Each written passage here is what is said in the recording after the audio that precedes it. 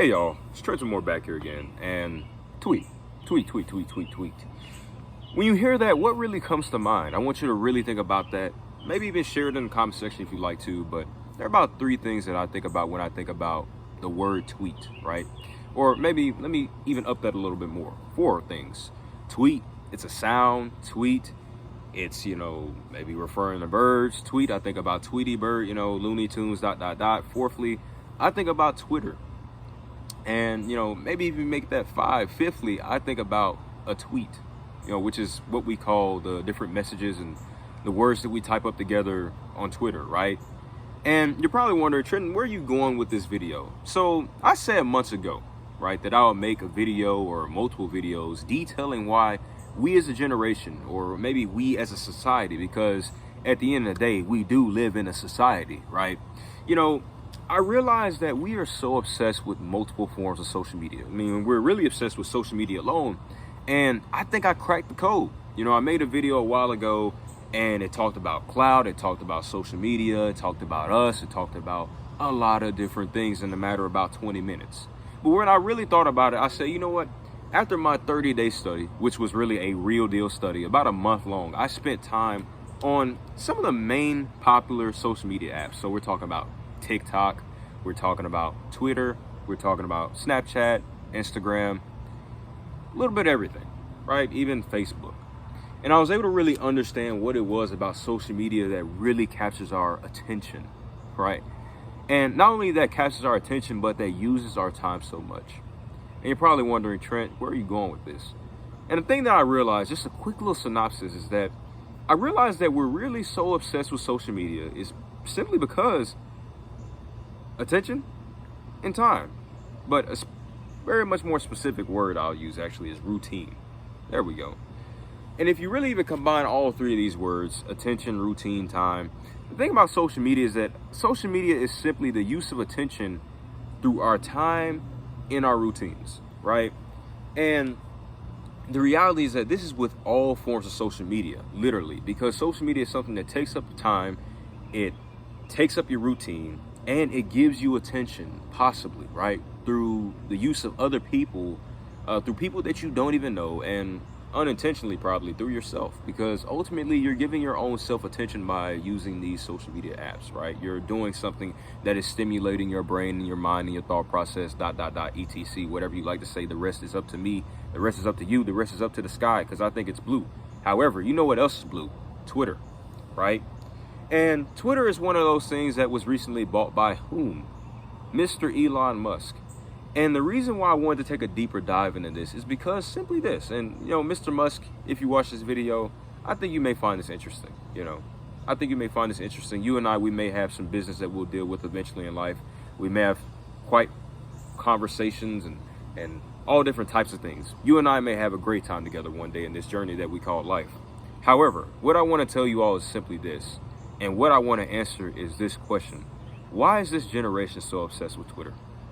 And to make a long story short, I was able to crack this code pretty quick. What I realized about Twitter was this.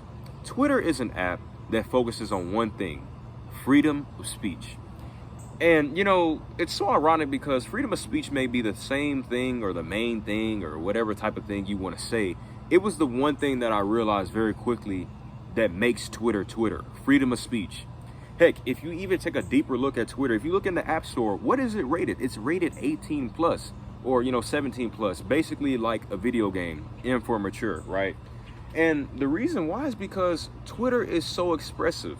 It's almost too expressive, right? The things you can find on that app, the things you can see, the things that you may witness, all of it can be explicit. It can be unexplicit. It could be a variety of things: informative, uninformative, whatever you like to say. Expressive, not expressive, genuine, disingenuous, authentic, unauthentic. I'm slipping a little bit, but you all get the point, right? Twitter focuses on freedom of speech, and there's almost barely any stopping you on that app.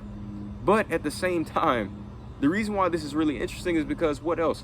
Twitter may focus on freedom of speech as a form of exploitation, because that's what I say. Twitter is basically, and has been basically, built on the form of exploitation through freedom of speech, excuse me.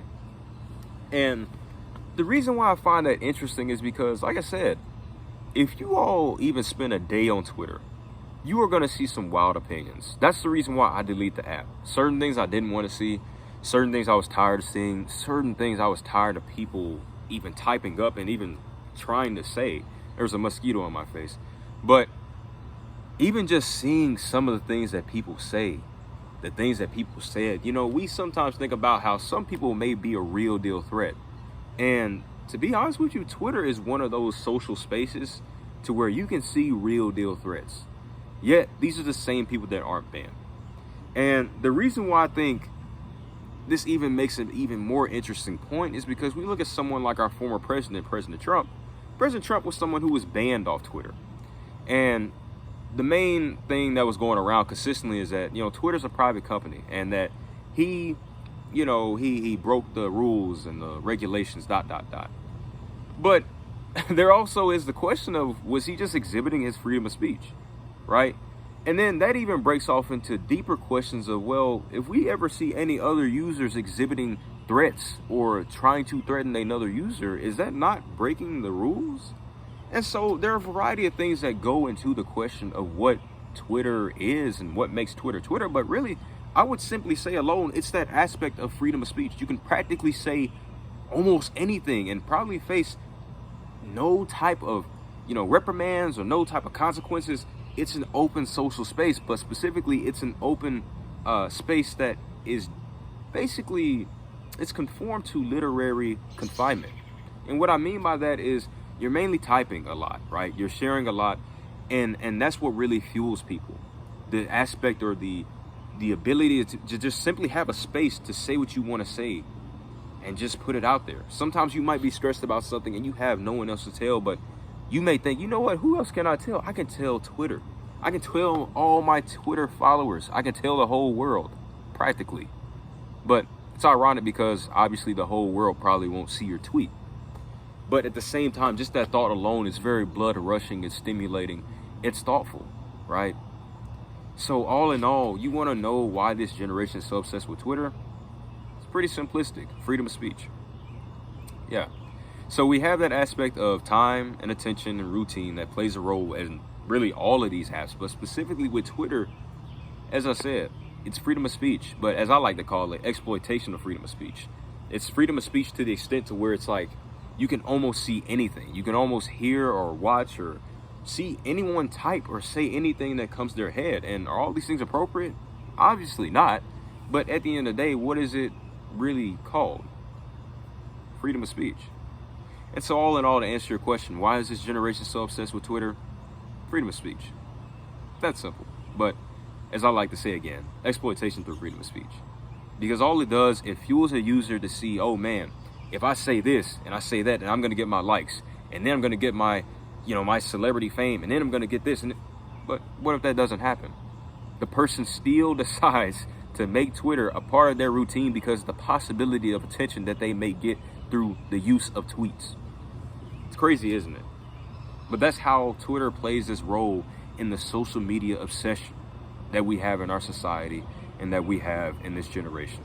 So let's turn to more back here again. And if you really ever want me to touch more on this topic, even though I think I kind of landed it all, because that was really my main thesis or my main statement for this app, it's simply just freedom of speech. So let's turn to more back here again. Hope you all enjoyed the video. And like I said, if there's anything I missed out on, I might drop a comment or I might make a part 2. You never know. But I'll see you all later. Peace.